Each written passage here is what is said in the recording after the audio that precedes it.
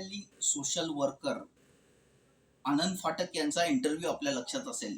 काही वाचकांचा त्याला प्रतिसाद मिळाला होता जनमततर्फे. तर आनंद फाटक यांनी प्रकाशकाच्या भूमिकेत स्मृती सुमनांजली, सुनीता फाटक यांच्यावर पुस्तक आता पब्लिश केलंय. तर त्याबाबत एका वेगळ्या भूमिकेत मी हा रिव्ह्यू करतोय. म्हणजे हा ट्रॅडिशनल बुक रिव्ह्यू नाहीये. सगळ्यात महत्वाचं म्हणजे मी आनंद फाटक यांचं अभिनंदन करतो, पण प्रकाशकाबद्दल आधी मला बोलायचं आहे. अर्थात या सुनीता काकूंबद्दल तर मला बोलायचंच आहे, पण प्रकाशकांबद्दल आधी बोलायचं आहे. प्रकाशक स्वतः सोशल वर्कर आहेत. बरं, प्रकाशकांनी प्रस्तावनेत थोडंसं म्हटलंय की मला या प्रकाशन क्षेत्राचा अनुभव नाही वगैरे, पण ते यशस्वी ठरलेत असं मला वाटतं. तर आनंद फाटक यांचं म्हणून अभिनंदन की मला असं वाटतंय त्यांचं पहिलंच प्रकाशन आणि ते यशस्वीरित्या त्यांनी केलंय. फक्त आता व्हिडिओचा उद्देश इथे सुरू होतो, हे पुस्तक या रूपात थांबू नये. हे जे पुस्तक आहे, पुस्तक या रूपात थांबू नये. सुनीता फाटक, मी अर्थात माझ्या काकू सुनीता काकू म्हणतो मी त्यांना. तर सुनीता काकूंचं जे कार्य आहे ते राष्ट्रीय स्तरावर जाण्यासाठी एक माध्यम म्हणजे चित्रपट.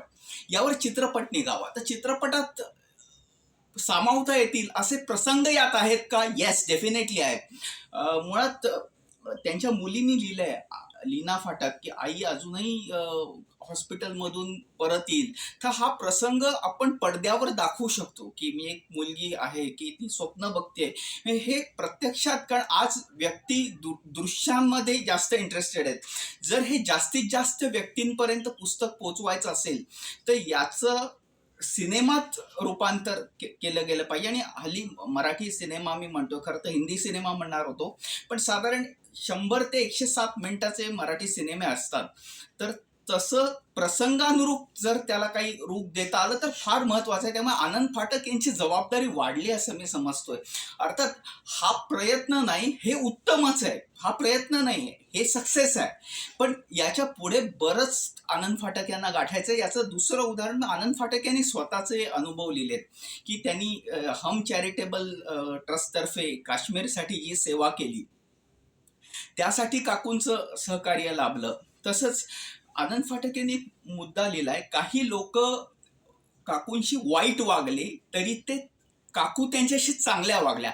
आता वाईट वागले म्हणजे नेमकं काय? तर काही काल्पनिक प्रसंग, तर असे एक चांगला संवाद लेखक आनंद फाटक यांनी शोधावा. आनंद फाटक यांनी इथे थांबू नये यासाठी हा व्हिडिओ आहे. त्यांनी चांगला संवाद लेखक शोधावा, चांगला निर्माता शोधावा, कारण ते स्वतः प्रकाशक आहेत. मी जर त्यांच्या जागी प्रकाशक असतो तर मी केलं असतं. कॉपीराईट्स माझ्याकडे नाही आहेत. हे आनंद फाटक यांनी करावं. त्यांनी निर्माता शोधावा, दिग्दर्शक शोधावा, चांगले कलाकार शोधावेत.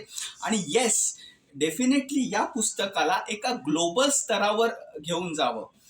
पुस्तक उत्तम आहे, याबाबत वाद नाहीत, पण हे प्रसंगात आलं पाहिजे. म्हणजे व्यक्ती वाईट वागल्या, काकू चांगल्या वागल्या, मग वाईट वागण्याचा एखादा प्रसंग आणि त्याला काकूंनी दिलेलं उत्तर, म्हणजे प्रसंग आणि उत्तर याला दृकश्राव्य स्वरूप द्यावं असं मला वाटतं.